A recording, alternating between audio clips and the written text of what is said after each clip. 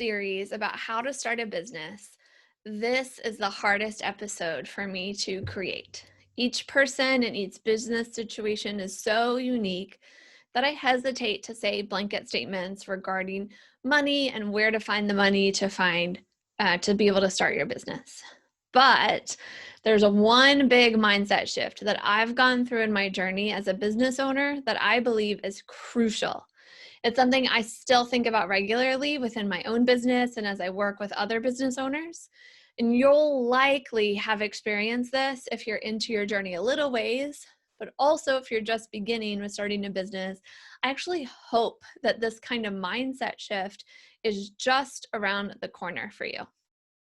Welcome to the FIFE Movement. I'm Amanda Neely, and this is the only movement that helps our generation create our unique feminine and entrepreneurial approach to financial independence. Now, I've told you a lot about the story of how we started our business, but I didn't talk about money. When we had the idea to start our business, we had a negative net worth and no rich uncle to call on. When we first wrote our business plan, I was lost when it came to the financials. That's why it wasn't included in the original draft.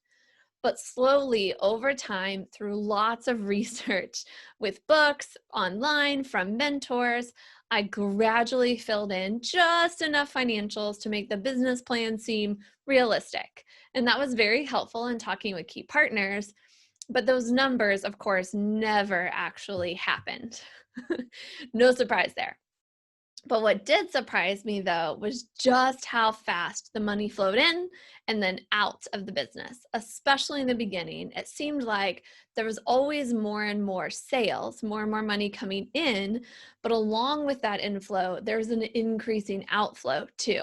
In less than a year at my former job, I had raised $300,000 in grant money for that nonprofit that I'd worked for, but I never actually saw that money. So it was cool, but I never tangibly held it. But with the business, I saw the receipts, I deposited the cash, I wrote the checks. It was amazing just how fast the money could move. I had no clue there's a technical term for that called velocity, yet the reality of it totally blew me away. We were not making boatloads in our business, but how quickly the money moved was way faster than what I expected. It really cemented for me just how much money there is, right? And how fast it can move. From my perspective, growing up in poverty and starting a business with less than nothing, this idea of money made it seem that money was infinitely abundant, but that was also dangerous. Even if money seems infinite, the cost can be infinite too.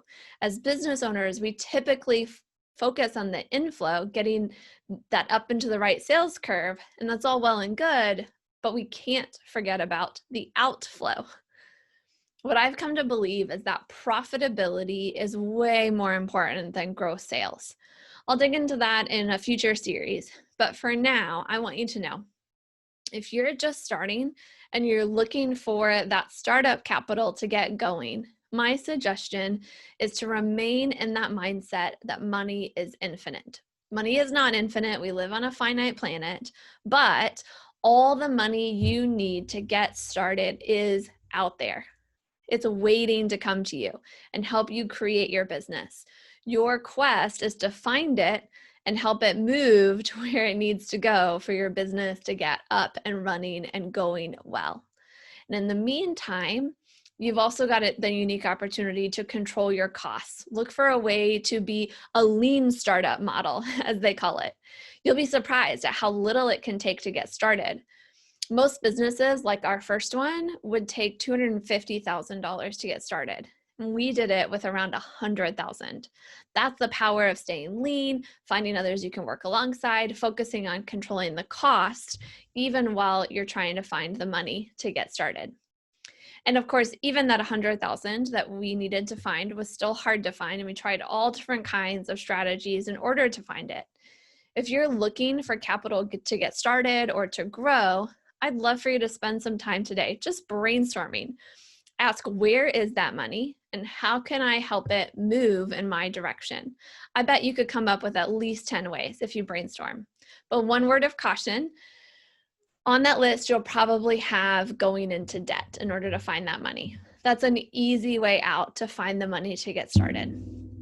But I invite you to brainstorm beyond just taking on debt and move those debt ideas to the bottom of your brainstorm list when you're all done and try the other things first. Because remember, we're thinking not just about where to find the money, and the inflow, but also the outflow.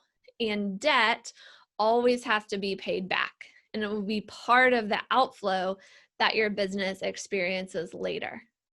And if you're in the place where you need to figure out the cash flow within your business, you've got the startup, you're on its way, and you're trying to figure out, well, how do I manage this cash flow? How do I make sure things work? That's what we're going to be talking about in the next episode series on this show. So be sure to subscribe, check out things there, because we'll be moving from starting a business to making it work. In the meantime, thanks for joining me and connecting with the FIFE movement.